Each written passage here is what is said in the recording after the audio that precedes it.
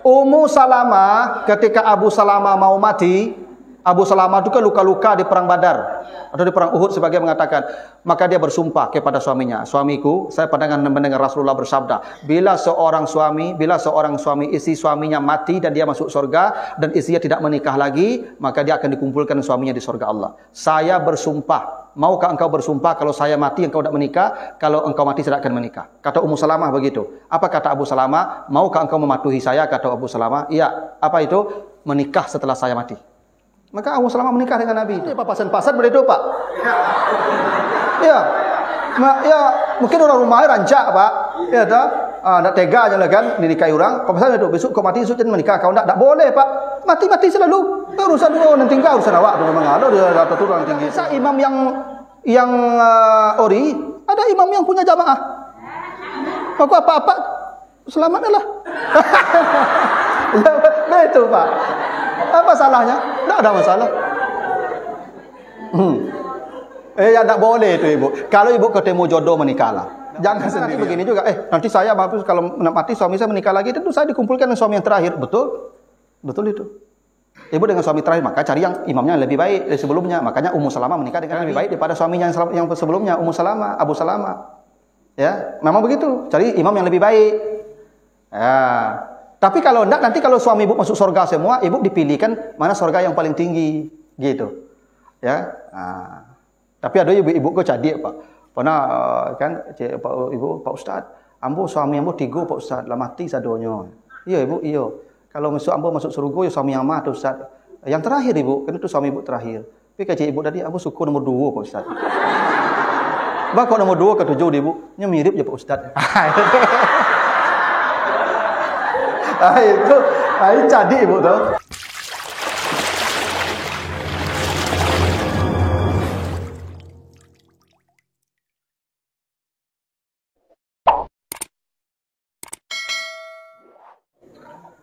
Assalamualaikum warahmatullahi wabarakatuh. Alhamdulillahi rabbil alamin. Assalatu wassalamu ala asrafil anbiya'i wal mursalin wa ala alihi wa ashabihi ajmain. Yang saya hormati Bapak Kanwil Kementerian Agama Provinsi Sumatera Barat, Bapak Ibu para pejabat di lingkungan Kanwil Kemenak Provinsi Sumatera Barat, Bapak Ibu hadirin yang dimuliakan Allah. Biasanya saya manggil ibu-ibu dengan ibu-ibu jamaah An-Nisa, gitu ya. Sekarang ya bapak-bapak lebih banyak dari ibu-ibu. Jadi mengganti sebutan itu susah, Ibu ya. Jadi makanya sekarang Bapak Ibu jamaah An-Nisa dan Arijal, kira-kira gitu ya. Karena harus dibawa juga arijalnya, karena bisa apa? Karena kondisinya lebih banyak. Saya tidak beritahu tadi kalau bapak-bapak hadir. Ya, pas sampai di sini kata petugas, ini Pak Kanwil semua bapak-bapak juga ikut hadir. Padahal tema kita tentang ibu-ibu ya. Kita bicara temanya tentang ibu-ibu Pak. Tapi tidak apa-apa, karena ini juga ya menjadi bahagian dari perhatian bapak-bapak. Nah, kita akan bahas pagi ini Surat At-Talaq, ya, Surat At-Talaq sampai di mana selesainya nanti kita lanjut di pertemuan berikutnya. Ini perkara perceraian ini perkara yang serius, Bapak Ibu ya. Jangan dianggap dianggap ringan persoalan ini, karena ini nanti manusia itu akan bermasalah dengan pasangannya di akhirat, dengan anak-anaknya di akhirat. Itu kenapa kata Allah nanti manusia akan lari nampak istrinya. Yauma yafirul mar'u min akhi wa ummihi wa abi wa sahibatihi wa bani. Besok di akhirat seorang suami akan lari melihat istrinya, seorang ayah akan lari melihat anaknya. Artinya persoalan rumah tangga kalau tidak selesai di dunia, kita akan selesaikan nanti di akhirat. Nah, makanya satu surat dalam Al-Qur'an itu ada satu surat yang mengatur soal perceraian ini yang disebut dengan surat At-Talaq. Surat At-Talaq ini Bapak Ibu disebut juga dengan surat An-Nisa, ya. Kalau An-Nisa yang surat yang keempat disebut An-Nisa At-Tula namanya, An-Nisa yang panjang. Kalau At-Talaq disebut An-Nisa Al-Qusra namanya, An-Nisa yang pendek.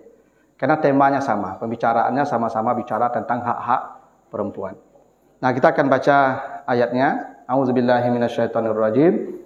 Ya ayyuhan nabi idza tallaqtumun nisaa fatallikuhunna li'iddatihinna Wa asul iddata wattaqullaha rabbakum la tukhrijuhunna min buyutihinna wa la yakhrujna illa ayatina bi fahishatin mubayyinah wa tilka hududullah wa may yata'adda hududallah faqad zalama nafsah wa la tadri la Allah yuhdisu ba'da zalika amra. Artinya, wahai Nabi, apabila kalian menceraikan istri kalian, maka ceraikanlah mereka dalam iddah mereka. Dan hitunglah iddah mereka itu. Dan bertakwalah kamu kepada Allah Tuhanmu. Dan jangan kalian mengeluarkan istri kalian dari rumah mereka.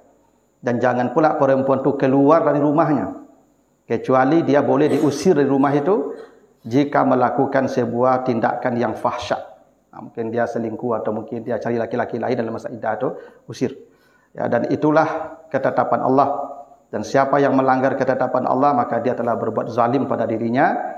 Tetapi kamu tidak tahu, mudah-mudahan boleh jadi dengan perceraian itu Allah akan memperbaharui urusanmu setelah itu. Itu artinya surat At-Talaq ayat yang pertama.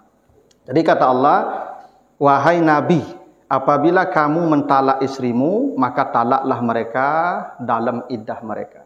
Jadi ini menunjukkan bercerai itu boleh. Bercerai itu tidak haram, tapi paling dibenci saja oleh Allah. Karena kata Nabi, abghadul halali indallahi at-talaq. Perkara halal yang paling dibenci Allah itu adalah perceraian.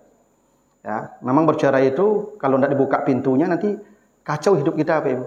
Kalau dapat perempuan yang masalah kan, yang tidak bisa diatur, yang membangkang, yang durhaka, tidak patuh, tidak mau menurut, tidak bisa bercerai, gimana nanti itu? Menderita laki-laki itu, mati sebelum masanya dia nanti, Pak Ibu. Ya. Ya. Memang begitu. Maka perceraian itu dibolehkan saja. Memang itu pintu darurat. Tapi ingat, itu paling dibenci oleh Allah. Baik laki-laki yang menceraikan maupun perempuan yang minta cerai, sama-sama dimurkai oleh Allah. Itu kenapa begini. Kan akad nikah itu kenapa dimurkai Allah bercerai itu? Karena akad nikah itu adalah janji yang paling berat. Itu kenapa dalam Al-Quran akad nikah disebut misaqan ghaliza. Ya, di surat An-Nisa ayat 21 kata Allah, wa akhazna minkum misaqan ghaliza. Istrimu itu telah mengambil darimu perjanjian yang teramat berat. Jadi pernikahan itu ijab kabul itu perjanjian yang teramat berat. Disebut misaqan ghaliza, bukan perjanjian ringan tuh, Ibu. Dan kata misaqan ghaliza itu hanya 3 kali saja dalam Al-Quran tuh. Pertama menyebut janji Allah dengan para nabi, ya. Yang kedua menyebut janji Allah dengan Bani Israel. Apa maknanya nih? Ibu bapak kalau menjaga akad nikah sampai mati, kematian yang memisahkan pernikahan itu, maka dia akan seperti para nabi di akhirat yang selalu memenuhi janjinya dengan Allah. Derajatnya paling tinggi karena dia memenuhi janjinya. Tapi kalau dia membuka janjinya, membatalkan janjinya, bercerai, maka dia seperti Bani Israel nanti itu, dia dimurkai oleh Allah. Bani Israel itu dimurkai Allah, makanya ghairil maghdubi alaihim. Itu untuk orang Yahudi itu. Kenapa orang Yahudi itu maghdub, dimurkai Allah? Karena orang Yahudi itu paling tidak bisa menjaga janji. Ya, termasuk janji pernikahan ini. Nah, makanya pernikahan itu pintu terakhir. Itu kenapa Bapak Ibu sebelum menikah itu ada panjang step yang harus dilewati oleh seorang suami. Yang kata Allah, kalau istrinya durhaka, satu fa'izuhunna. Dia kasih nasihat yang baik. Ya, memang begitu aturannya. Jadi kalau ini isi durhaka, membangkang, dikasih tahu yang baik, tidak paham, tidak mengerti, maka kasih pelajaran yang sifatnya menyentuh perasaan dia. Makanya kata Nabi itu, istausun nisa'a khairan. Kalau perempuan itu salah, istrimu salah, kau berbuat baik sajalah kepadanya. Itu izu namanya itu. Jadi kalau istri kita salah itu Pak, tambah saya belanjonya. Itu. Kalau istri buat salah, jadi kalau salah orang rumah aku balikin baju, ganti Androidnya yang baru gitu ya. Ya begitu tuh. Ya. Dengan begitu dia akan sadar salahnya tuh Pak. Sebab kalau bapak marahi, tidak mungkin dia terima marah kita. Ibu-ibu ini jangankan dimarahi Pak, dikasih tahu yang benar pun tidak mau dia. Karakternya begitu. Ya, karena begitu kata Nabi, kalau kau luruskan dia patah. Fa iza akamta kasarta, kalau kau luruskan dia patah. Kalau kau biarkan dia makin bengkok. Kan serba susah. Pilihannya hanya 2, luruskan atau biarkan. Dua-duanya salah Pak. Diluruskan, patahnya Pak. Dipadian, bengkoknya Pak. Kau enggak boleh. Ya maka tidak mudah tuh, makanya Pak jadilah ciek, dia tambah ya lah tuh ya. Tidak mudah menghadapi Pak 1 saja, tidak mudah Pak, apalagi mau 3, 4. Gitu. Itu makanya bapak-bapak kalau lah sudah menikah tuh mau sampai 30-an tuh lah mulai hilang rambut itu. Dia beliau kan ya rambut. Rambut hilang kok dek memikirkan ibu tu Pak. Iya, yo mana sakit kepala Pak. Tak mudah. Itu memang Kalau memang dia salah, itu Allah sebut begitu. Fa'izuhunna, kasih nasihat yang baik, sentuh perasaannya itu. Ya, memang kayak apa lagu Ari Lasso gitu kan, sentuhlah dia tepat di hatimu kan. Nah, itu dia akan jadi milikmu selamanya. Jadi perempuan itu tidak bisa Pak dimarah-marahi, tidak mempan. Memang tidak begitu caranya. Nabi sudah sebut begitu. Maka yang paling baik itu istausun nisaa khairan, berbuat baik padanya. Nah, kalau tidak mempan juga kan perintah kedua itu apa? Wahjuruhunna fil madaji, pisah ranjang dulu. Tidak boleh pisah rumah, Pak. Tetap di ranjang yang sama, tapi dibatasi saja dengan triplek. Itu caranya, Pak. Iya, caranya begitu. Tidak boleh masalah kita diumbar di publik, tidak boleh. Jangankan ibu mau curhat keluar, dalam rumah saja tidak boleh. Tetap dalam kamar. Persoalan kita lokalisir di kamar. Itu memang kini orang tidak paham begini, Pak. Sehingga ibu-ibu sebagian sekarang begitu ada masalah dengan suaminya, dia langsung update status, Pak. Ya, memang begitu tuh, Pak. Ibu-ibu tuh kalau bercakap jo suami Pak langsung tuh kejam. Nah, itu kan. Ya langsung Pak update status. Ya kan, tak kusangka. Nah, itu ibu-ibu ya. Akhirnya semua orang tahu perangai suaminya. Tahu orang suaminya. Itu makanya saya sering katakan ke bapak-bapak kalau zaman sekarang nih Pak. Kalau bercakap jo orang rumah memang harus capek minta maaf Pak. Sebelum update statusnya Pak. Kau sempat update status Pak, abi ya Pak. Ambo kalau bercakap jadi istri ambo Pak, ya mana bercakap kau Pak. Tu ambo lambe minta maaf Pak. Yang soalnya update status kau Pak. Akan ceramah santiang amal kosong. Abi ya Pak ambo Pak. Lurui jamaah ambo langsung Pak. Tidak ada lah, abi jamaah ambo. Bacor jamaah ambo status orang rumah ambo kan. Pak Ustaz kau kacau lu rumah gitu aja. Enggak. Makanya ibu-ibu lokalisir di kamar. Itu perintah Allah begitu. Wahjuruhunna fil madaji, tetap di ranjang yang sama tapi ranjangnya dipisah. Biasanya begini Pak. Kalau pisah ranjang tuh 3 hari 2 hari itu biasa sudah sadar itu. Ya, biasanya kalau ada punggung kok lamanya semalam 2 malamnya Pak. Malam ketiga tuh lagi risah itu. Ya itu biasanya itu begitu tuh. Pok kalau pisah kamar nanti setan masuk. Apalagi pisah kamar biasanya chatting langsung dengan kawan-kawan masa lalu. Itu bahaya. Tapi kalau di kamar yang sama, di ranjang yang sama, tidak akan terjadi begitu. Memang begitu acuan agama.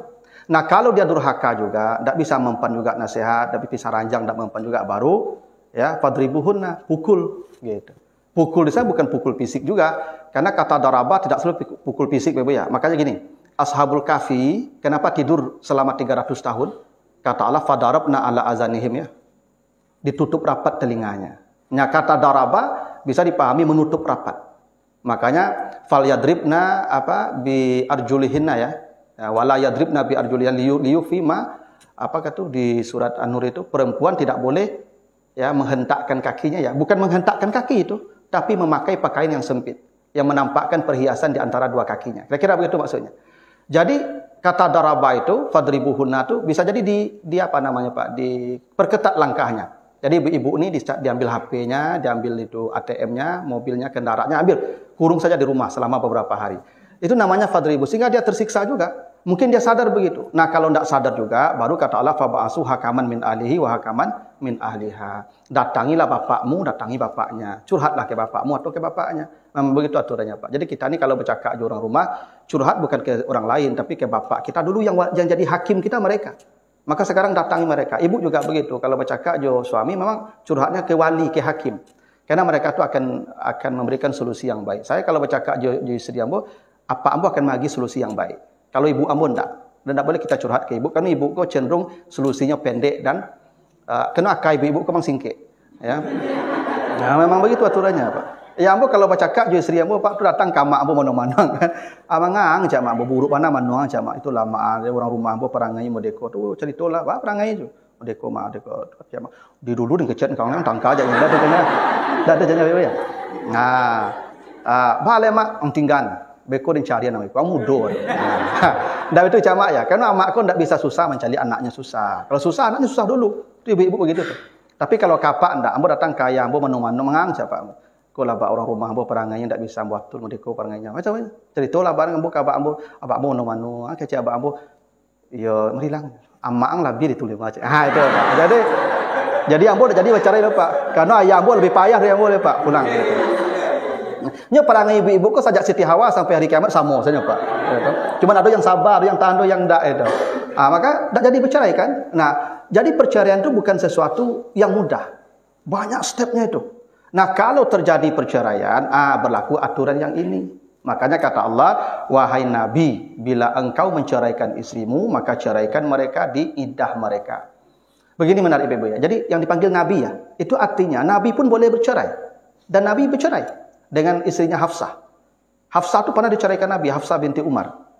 Dan memang begitu kalau Ibu baca nanti di surat apa? Di surat Al-Ahzab ayat 28 itu ya. Karena istri Nabi ini pernah demonstrasi, Pak.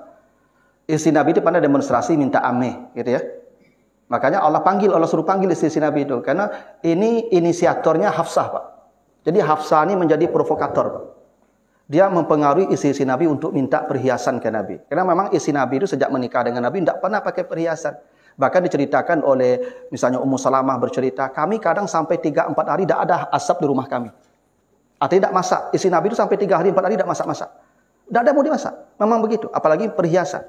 Nah, istri Nabi ini biasa begitu. Karena perempuan itu ya begitu.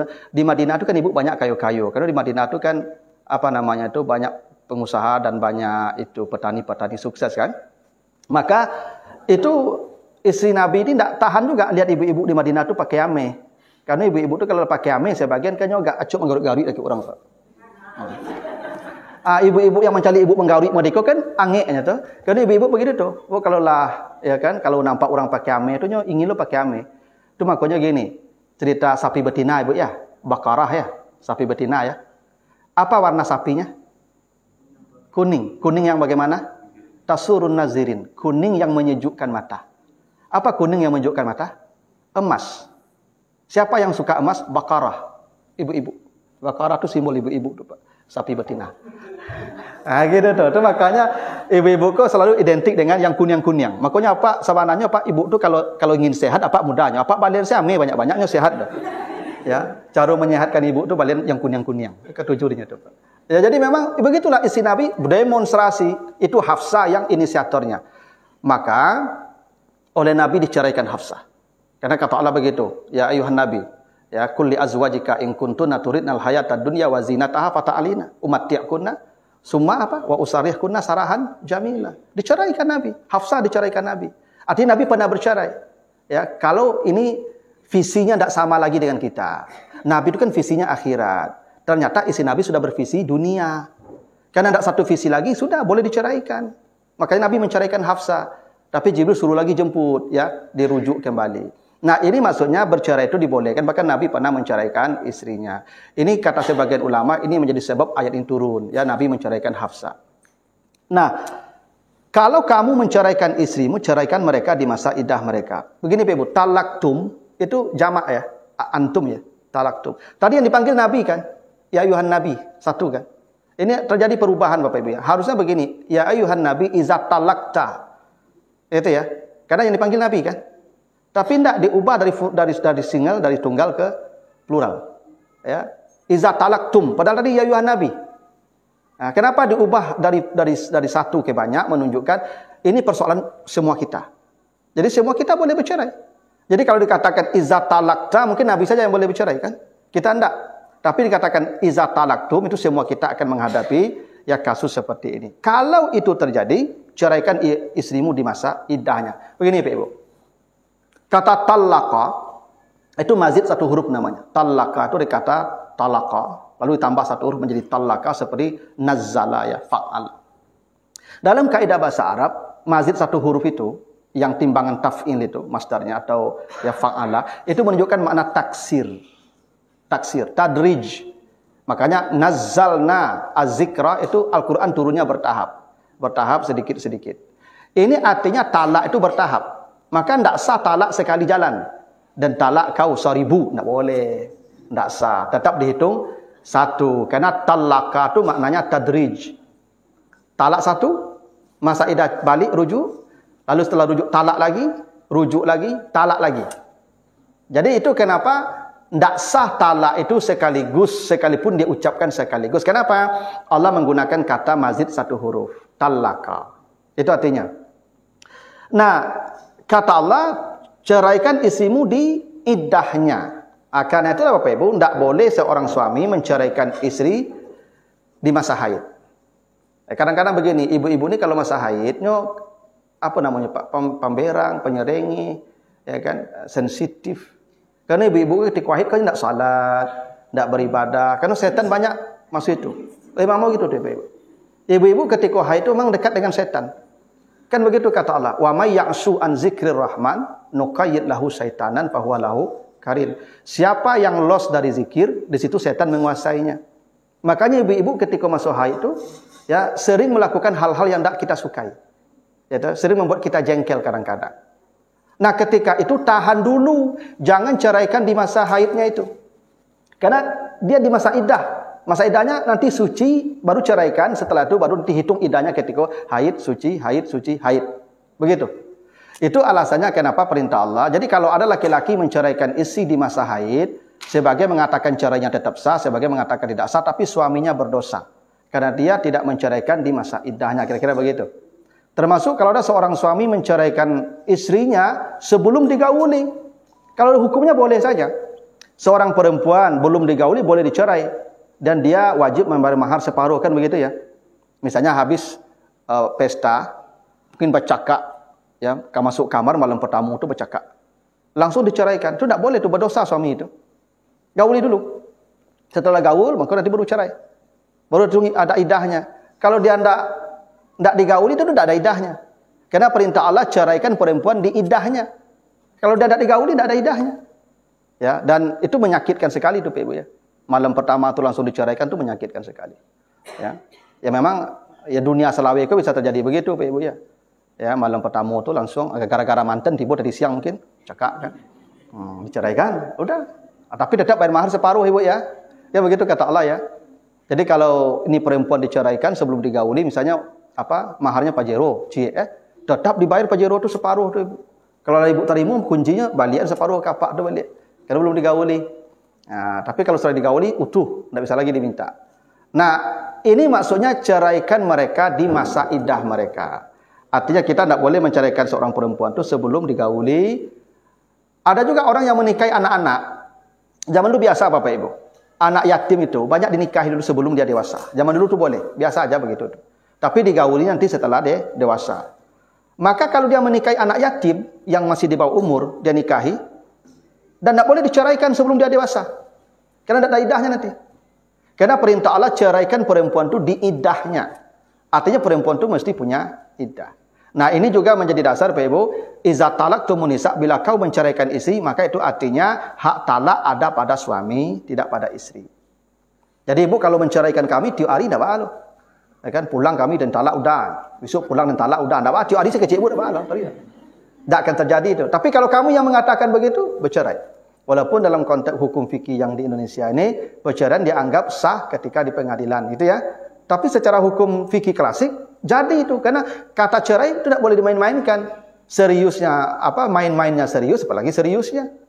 Ini ya kadang-kadang kita menganggap sepele ini Pak Ibu. Ya bahkan ada sebagian, ya dalam sebagian kitab fikih itu kan begini, menyuruh istri pulang ke rumah itu juga cerai juga. Ya, balik saya ke rumah enggak kau lah. Itu cerai itu. Ya, itu. Nah, ada sebagian apa-apa ini begini, dia marah ke suaminya karena dibandingkan. Itu ya. Karena ada hobi ibu-ibu sebagian membanding-bandingkan suami. Enggak. Jadi apa tu?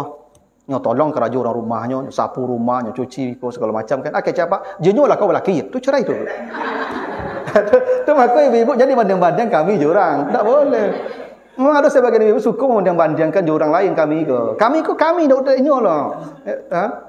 Ibu dapat suami model tu, ya terimalah, apa aja lah. Ya kan, apa ibu tu dapat situ, alhamdulillah lah sakinya tu mah. Ya, tapi jadi bandingnya kami apa tu, dia apa tu ya kan, nyo sapu rumahnya, nyoper rumahnya. Ya kan? Tu kecapatnya berang kalau mah, nyo laki. Nah, itu dianggap cerai itu Ibu. Walaupun tak sari kalimatnya ya, yang saya itu saya ceraikan engkau. Tapi itu artinya hak talak ada pada suami, istri tidak punya hak cerai. Sebab begini, kenapa hak talak dikasihkan ke laki-laki, tidak ke perempuan? Untung Bapak Ibu ya. Kalau ke ibu hak cerai diagian tiap hari kami jadi duda. Karena ke ibu pendek. Ya kan? Asal ibu pasti diceraikan langsung Pak. Talambek belanja nyo talak, talambek pulang nyo talak, pakai cang baju nyo talak. Ya kan tidak akan ada pernikahan abadi di muka bumi kalau ibu yang memegang hak cerai. Beruntung kami memegang hak cerai sehingga kami kalau bercakap di orang rumah, kami manung-manung lupa, manung-manung. Dia kalau ada apa-apa manung-manung tapi jalan tu dah bercakap di orang rumah tu. Itu. Tandonya bercakap di rumah tu panjang manuangnya Pak. Dia kalau ada apa mana-mana di kanku dak fokus kan, tu pasti sedang bercakap di rumah. Iya betul. Jelas Bu.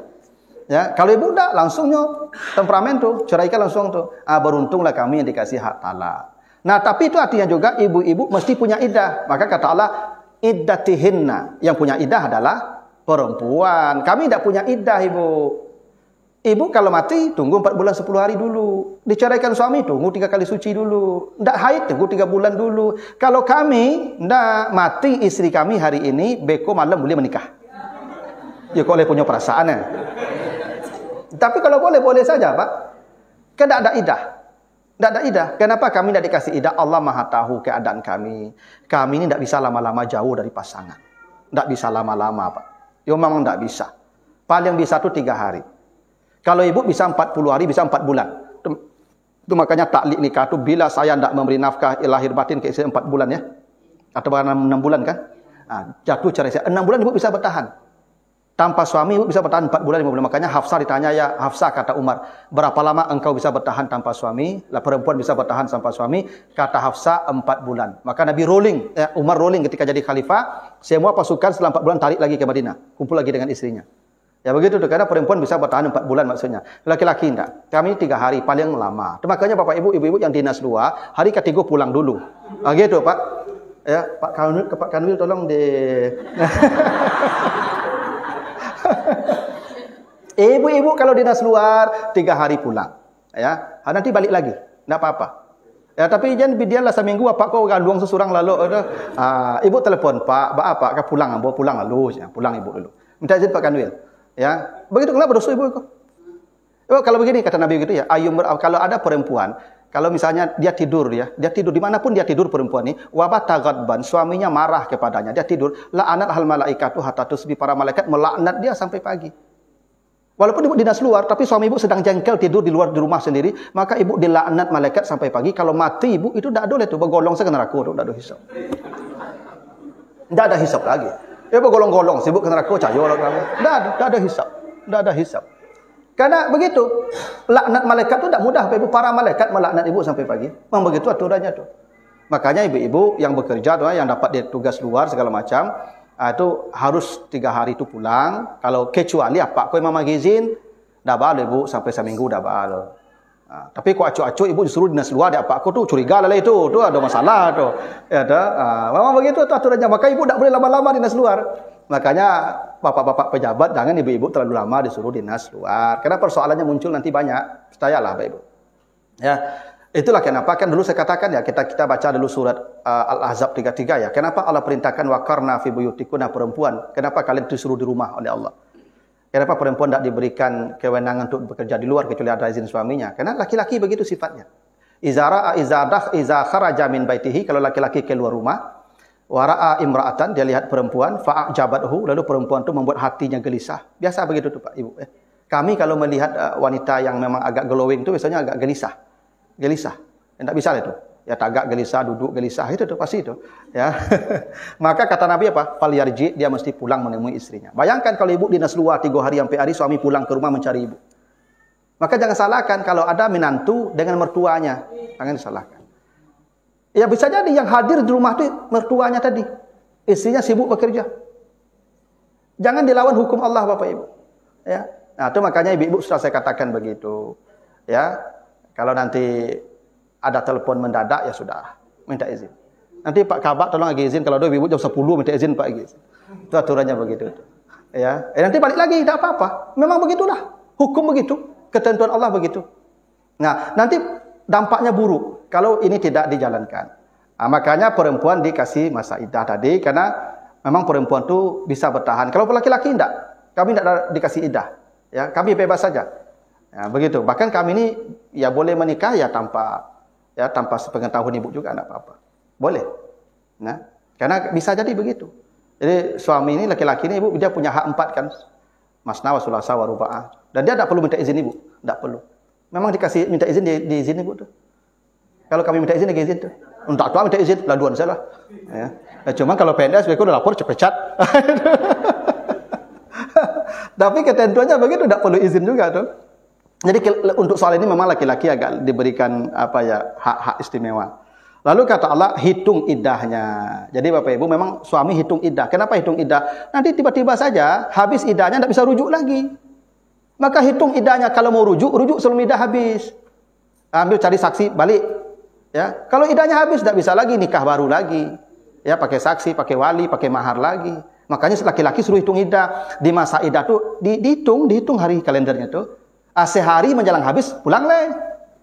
Beko tiba-tiba habis beko. Baru tak anak, lah bidahnya, wak terkadang tak balik.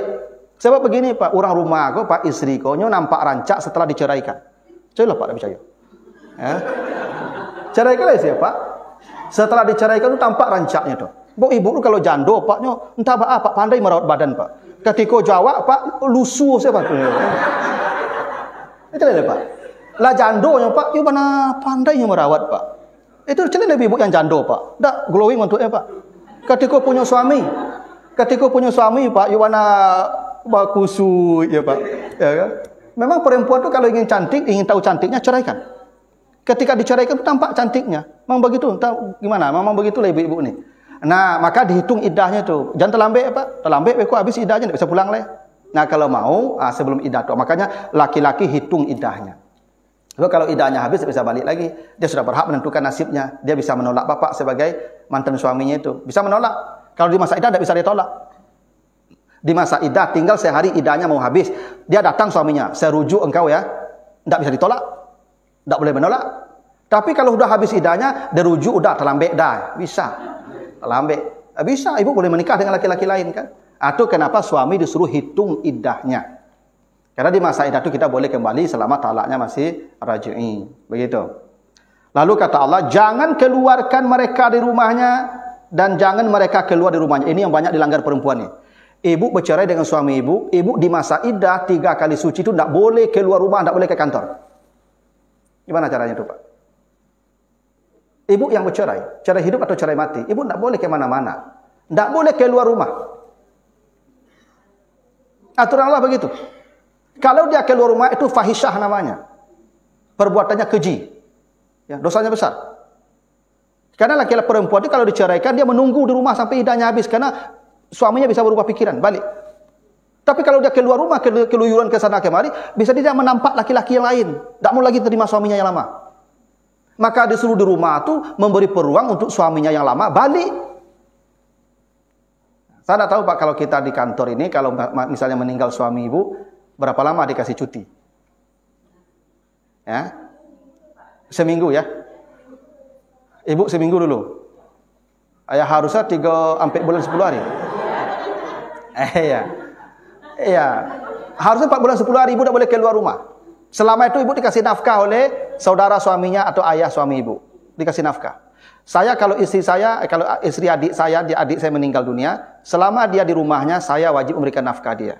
Saya waris.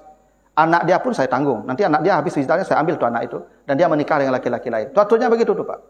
Ya. Saya tidak tahu ini Bapak Ibu, kalau memang terpaksa masuk kantor sebelum iddahnya habis, ibu hanya datang ke kantor, pulang, datang ke kantor, pulang, jam kerja saja, tidak boleh ke mana-mana. Tidak boleh ke mall, tidak boleh ke pasar, tidak boleh ke mana-mana. Itu dosa. Kadang-kadang ada ibu-ibu kok, alun masuk iddahnya habis, itulah ke mana-mana Pak. Wow, lipstiknya udah Masya Allah. Make upnya. Dosa besar itu. Fahisyah namanya. Makanya kalau ada perempuan begitu, di masa iddah, dia keluyuran kemana-mana di masa iddah itu, maka boleh diusir di rumah itu. Boleh diusir. Karena dia berbuat yang pasyak namanya, keluar rumah. Ya. Atau aturannya begitu. Kasih tahu ke perempuan yang kalau dicerai suaminya, dia mesti menunggu dalam rumah itu hingga sebagai ulama itu untuk membeli makanan saja dia tidak boleh keluar. Suruh orang lain. Aturan perempuan begitu. Jadi memang banyak hikmahnya, ya. Itu fitnah. Nah, makanya Bapak Ibu, kalau perempuan itu masa iddah tidak boleh diusir dari rumahnya dan tidak boleh dia keluar rumahnya. Kecuali dia boleh dikeluarkan kalau dia keluar rumah tanpa izin dan pengetahuan mantan suaminya itu. Harus minta izin. Karena selama iddah itu tetap kasih nafkah.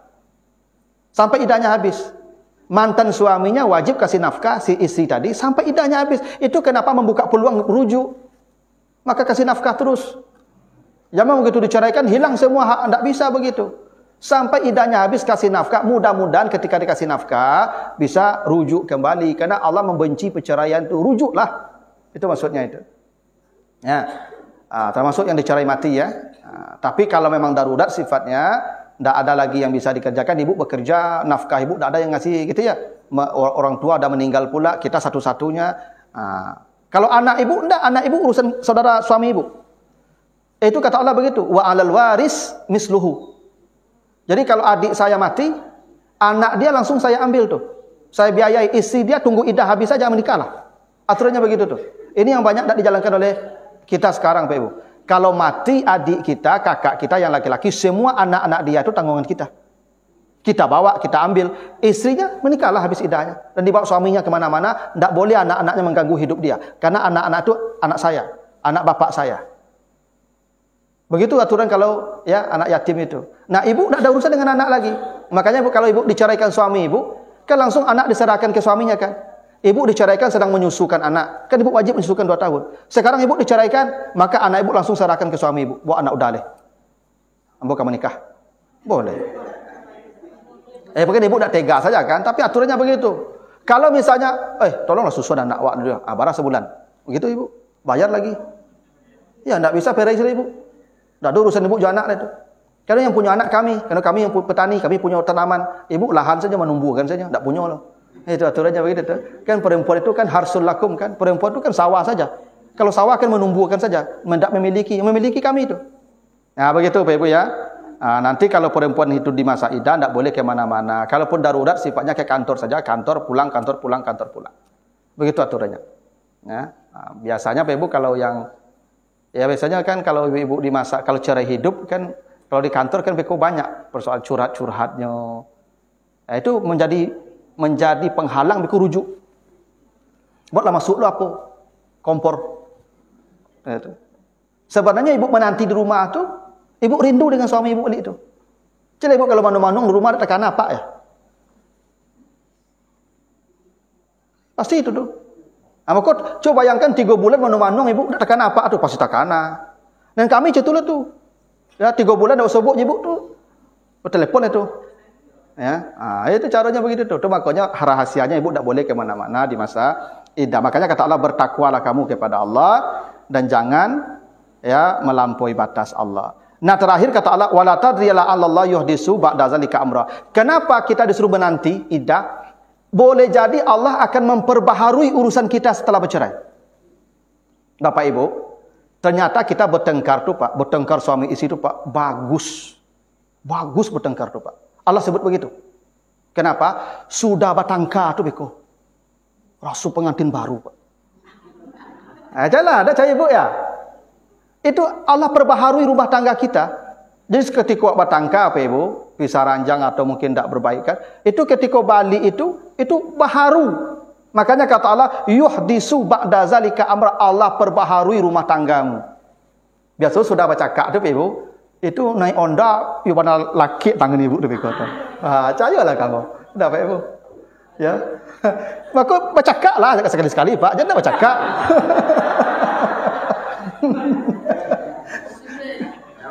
Iya. Karena bercakap itu masalah. Itu tahdis namanya ya. Ihdas, memperbaharui cita rasa. Kalau akur-akurnya ibunya, cupin ipin saya berdua sampai mati. Asal, itu cupin ipin berdua. Ngeci apa betul. Coba ya. Ngeci ibu betul. Tidak ada tangka-tangka ibu. Tidak ada kenikmatan itu. Nyo ibarat balayi ibu. Nyo nikmat awak sampai di pulau ketika ombak gadang. Cerita banyak di pulau Biko tu. Tapi kapal tak boleh oleng. Tak boleh tenggelam. Biarkan ombak tu menghantam. Biarkan. Di situ teruji nakodanya Biko tu. Begitu. Jadi tak apa-apa. Bercakap lah. Memang keluarga Sakinah tu tak pernah bercakap Ibu. Oh, tak bisa tu Ibu. Nabi saya dengan keluarga dengan isteri pernah bertengkar. Aisyah pernah gitu tu bertengkar dengan Nabi soal isu perselingkuhan. Hafsah pernah dengan Nabi juga. Jadi bertengkar suami isteri itu perlu Pak. Perlu. Karena Allah akan memperbaharui kata Allah dengan bertengkar itu. Ya, tapi jangan diajak bertangka, kok bertangka itu. Mengajak bertangka jangan. Ya, kok bertangka biasa saja bertengkar itu. Itu yang sakinah. Sakinah itu gini Ibu. Sakinah itu lawannya apa? Apa lawan sakinah? Harakah. Makanya sukun harakat, nak begitu. Harakat babi bu itu harakat, mati dia sukun. Tidak begitu. Sakinah itu setelah bergerak bersukun. Jadi keluarga sakinah itu keluarga yang dinamis, goncang, sukun, begitu tuh. Jangan dipahami keluarga sakinah itu saya sampai mati dah, ndak urang lo tuh, ya. Urang gue cakap Pak hebohnya suami istri gitu. Nah begitulah Bapak Ibu ya. Tapi ini baru ayat 1 dulu ya. Begitulah dulu Bapak Ibu. Jam 9 kurang ini. Udah janji jam 9. Ada pertanyaan Ibu-ibu, Bapak? Begitu cuma kita di Minang tidak paham aturan ini. Kan begitu kata Allah, nanti dibaca di Al-Baqarah 231, wa 'alal warisi misluhu. Kalau bapaknya mati, ayahnya tanggung jawab. Kalau ibunya mati, ayahnya tanggung jawab. Kalau bapaknya mati, warisnya tanggung jawab ke anak itu. Ibu tidak ada urusan dengan anak. Jangankan ibu yang cerai mati, cerai hidup pun ibu kasihkan anak ke bapaknya. Bapaknya cari ibu susu, bayar orang. Ibu kasih saja anaknya ke saudara ibu, saudara suami ibu, atau ayah. Cuma ibu tidak tega lah. Sudahlah. Ya, berbuat baik lah ibu. Ya.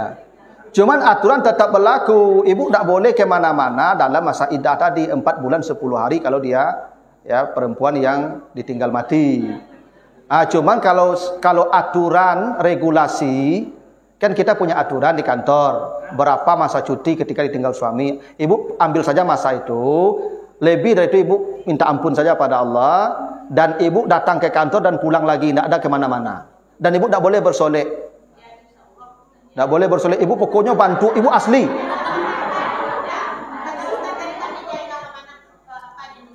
Ya. Tidak. Ibu harus menikah. Tidak boleh dengan itu. Tidak boleh. Tidak boleh. Tidak boleh. Ini nih Bu. Ummu Salamah ketika Abu Salamah mau mati, Abu Salamah itu kan luka-luka di perang Badar atau di perang Uhud sebagai mengatakan, maka dia bersumpah kepada suaminya, suamiku, saya pernah mendengar Rasulullah bersabda, bila seorang suami istri suaminya mati dan dia masuk surga dan istrinya tidak menikah lagi, maka dia akan dikumpulkan suaminya di surga Allah. Saya bersumpah, maukah engkau bersumpah kalau saya mati engkau tidak menikah, kalau engkau mati saya akan menikah. Kata Ummu Salamah begitu. Apa kata Abu Salamah? Maukah engkau mematuhi saya? Kata Abu Salamah, iya. Apa itu? Menikah setelah saya mati. Maka Abu Salamah menikah dengan Nabi itu. Maka Abu Salamah berdoa, ya Allah gantilah dia dengan lebih baik dari saya. Itu menikah dengan Nabi itu, Ummu Salamah. Tak boleh Bu, tak ada janji-janji. Ada memang jamaah Bu cetu Pak. Pak Ustaz, ambo lala mau mati suami ambo, Pak Ustaz, ambo tak menikah. Lepas itu dulu suami ambo mengecip itu dan kau mati kau jangan lelaki tak. Tak ada urusan tu Bu. Tak ada urusan tu. Apa jangan dia papasan-pasan begitu Pak. Ya. Ya, mungkin orang rumahnya rancak Pak. Ya tak?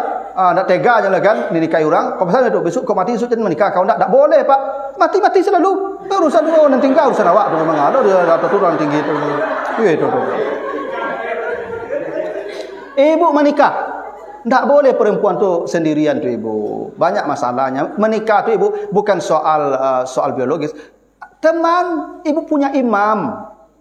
Penting tu ibu. Ibu ketika ada persoalan ibu terapik curhat. Ya. Imam itu kan bisa saja, ya kan, yang sudah punya jamaah. Tak apa-apa. Ya, kan bisa saja yang punya jamaah, Pak. Yang tak boleh itu jamaah banyak imam. Kalau imam boleh banyak jamaahnya, Pak. Iya. Kalau tidak bisa imam yang ori, ada imam yang punya jamaah. Maka apa-apa selamatlah. Betul Pak. Apa salahnya? Tak ada masalah. Ya tak boleh itu ibu. Kalau ibu ketemu jodoh menikahlah. Jangan sendirian. Tak boleh. Karena nanti begini juga. Nanti saya kalau mati suami saya menikah lagi, tentu saya dikumpulkan dengan suami yang terakhir. Betul? Betul itu. Ibu dengan suami terakhir, maka cari yang imamnya lebih baik dari sebelumnya. Makanya Ummu Salamah menikah dengan Nabi. Karena lebih baik daripada suaminya yang sebelumnya, Ummu Salamah, Abu Salamah. Ya, memang begitu. Cari imam yang lebih baik. Ya. Tapi kalau enggak, nanti kalau suami ibu masuk surga semua, ibu dipilihkan mana surga yang paling tinggi, gitu. Ya.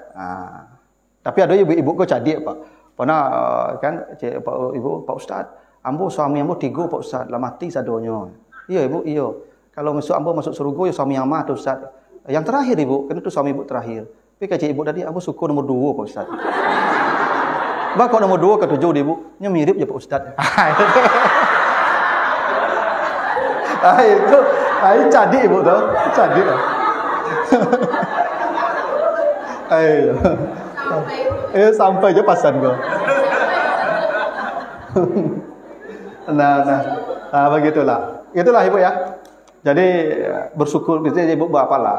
Ya, ibu dapat kemudahan oleh Allah memberikan nafkah untuk anak-anak. Walaupun tidak kewajiban ibu, itu jadi amal ibu lah. Yang merawat anak-anak ibu. Tapi kalau nanti ketemu jodoh yang pas, menikahlah ibu. Jangan ibu sendirian sampai menikah. Menikah.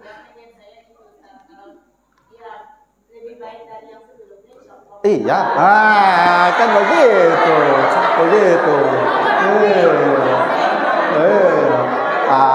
Artinya kan tidak tertutup pintu namanya itu, Pak. Gitu. Gitulah. Ada Bu, silakan. Iya. Kan perceraian itu ada 3, ada talak dari suami, ada fasakh dari pengadilan, ada khulu dari perempuan. 3 jenis cara itu. Khulu itu perempuan menebus dirinya, cari lambo udah bayi bara minta. Boleh. Misal suami ini memang mohon maaf nih ahli maksiat, memang tidak bisa dijadi tuntunan. Ya toh? Justru akan mengajak kita masuk neraka. Bilang saja begitu. Udah caraikan bara ambo bayi. Itu namanya khulu, tebusan, dan boleh. Ambo balik maharudayo carain ambo boleh. Tak ada masalah. Ada hak perempuan tu pada khulu. Kalau pasah nanti kalau dia ada memenuhi hak-hak dia, ibu datang ke pengadilan menceraikan dia. Ya, memutus hubungan itu. Kalau talak dari kami, kalau ibu durhaka, tidak apa-apa. Cuman ada hadis Nabi begitu, ayyumra'atin talabat min zawjiha talaqaha faharamun 'alaiha raihatul jannah. Kalau perempuan tadi menuntut cerai karena tanpa uzur, maka haram mencium aroma surga. Ibu minta cerai karena gaji seketek. Itu haram mencium aroma surga itu. Bisa jadi mungkin tak gagah lah. Ya kan, dulu bantunya le rancak, kini lah kurang saya bantunya.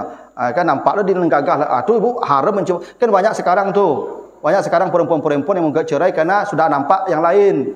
Itu tidak ada uzur pun haram mencium aroma surga itu. Memang begitu? Kecuali ada uzur, misalnya mohon maaf nih, ada dalam kaidah fikih begitu. Misalnya suami ibu badan tak tanggung baunya loh.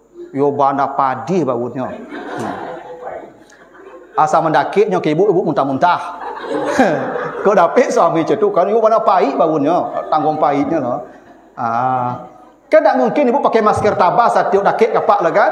Tersinggung aja. Ya toh. Kamu dakik je awak tak kuat lah. Yo bana padi baunya. Ibu khawatir kalau bertahan tak memenuhi tanggungjawab secara utuh. Itu alasan ibu. Takut dosa ibu bekok. Sudah, minta cerai lah. Oh, enggak. Tak punya keturunan, enggak. Enggak boleh. Tak ada uzur namanya itu. Bersabar. Karena boleh jadi itu yang terbaik. Itu yang terbaik. Ya kecuali dia melanggar aturan agama. Ya. Kalau enggak punya keturunan, ibu bersabar saja. Istri Fir'aun, pernah saya ceritakan, istri Fir'aun tu dapat suami Fir'aun. Lapak, pijak, sipak, tiap hari ibu. Kejam si suami Fir'aun itu. Ya. Tapi dia tidak pernah minta cerai itu. Dia berdoa saja. Ya Allah, bangunkanlah saya istana di surga, ya Allah. Rabbi binilai indaka baitan fil jannah. Itu penting tuh ibu-ibu tuh. Jadi ibu kalau ketemu suami yang begitu, yang kasar, ya udah doa saja ibu. Tidak usah gugat cerai. Ibu sabar saja. Ini tidak lo kelamun itu paling ya. Iya tak? Iya silakan Pak. Sebentar Ibu ya, agak 3 menit lagi ya, pas jam 9 insyaallah. Karena begini Pak, ada istilah ma'ruf, ada istilah mungkar. Ma'ruf itu sesuatu yang dikenal baik, mungkar itu sesuatu yang tidak dikenal baik. Nakira, tidak kenal. Yang ma'ruf itu dikenal, ma'rifah. Sesuatu yang dikenal baik, bila lama-lama ditinggalkan dia berubah jadi mungkar. Sesuatu yang mungkar kalau sering dikerjakan dia berubah jadi ma'ruf. Akal manusia begitu. Poligami terlalu lama dibenci, terlalu lama ditinggalkan, maka dia dianggap mungkar ketika dikerjakan. Kumpul kebo sebentar lagi dianggap baik. Kenapa? Karena sudah mulai dikerjakan. Lama-lama dianggap baik. Saudi Arabia. Sekarang apa Ibu? Dulu ketat soal kumpul kebo ini. Tapi karena perkembangan zaman, sekarang Cristiano Ronaldo bawa pasangannya ke Saudi tinggal dan tidak menikah. Serumah. Anak sudah sekian. Tidak ada pernikahan. Tapi tidak ada masalah tuh. Karena sudah mulai dikerjakan, sudah dianggap baik. Jadi makanya Ibu ajaran agama ini jangan ditinggalkan. Bahwa kita tidak mengerjakan lain soal, tapi jangan membenci yang mengerjakan. Saya tidak pernah membenci orang poligami, tidak pernah mencaci orang poligami. Karena dia mampu adil, silakan. Yang tidak mampu, tidak usah. Kan kata Allah, fa in khiftum alla ta'dilu. Kalau kau khawatir, takut, tidak adil, sudah satu saja. Berarti yang satu sudah dia takut, tidak adil, sudah. Jadi yang satu memang penakut. Apa lagi? Kalau dia berani, tambah tu. Karena dia takut saja tu. Kalau pangana samonya Pak, tak beda-beda pangana lagu Pak. Cuma rasa takut itu beda-beda. Iya, ada yang baga, ada yang tidak. Itu. Ya begitu Pak. Jadi memang jangan dibenci. Itu aturan agama dan ayatnya tegas, jelas tuh. Bahwa kita tidak mengerjakan itu lain soal. Itu sebabnya kalau yang mungkar dikerjakan jadi ma'ruf, kalau yang ma'ruf ditinggalkan jadi mungkar. Nah, sekarang itulah yang terjadi. Sehingga kalau ada ustaz yang poligami lalu dihujat, habis karirnya. Tak bisa begitu tuh Ibu. Itu aturan Allah, kenapa kita benci? Kita tidak mampu ya tidak apa-apa. Itu. Yang mampu silahkan. Kan banyak orang yang bisa adil. Tidak semua orang tidak bisa, tidak semua orang tuh tidak adil tuh. Ada yang adil juga. Ya, cuma kalau kita PNS kan tidak bisa, karena ada regulasi, ada aturannya. Minta izin ke istri pertama. Makanya Pak cubu-cubu lah minta izin. Iya. Cari waktu yang tape. Iya. Kan harus ada izin kan? Kalau ada izin ada masalah dah. Itu kunci izin saya. Gitu. Itu. Cuma kayak ibu-ibu pasti tak kena izin, tak kena izin lah cikgu ya dah. Begitulah Bapak Ibu ya. Begitulah dulu Bapak Ibu. Mudah-mudahan ada manfaatnya, baru ayat 1 ya. Nanti ayat selanjutnya kita bahas di pertemuan berikutnya. Mudah-mudahan ada manfaatnya. Kita tutup dengan doa kafarat. Subhanakallahumma wa bihamdika, asyhadu an la ilaha illa anta, astaghfiruka wa atubu ilaika. Assalamualaikum warahmatullahi wabarakatuh.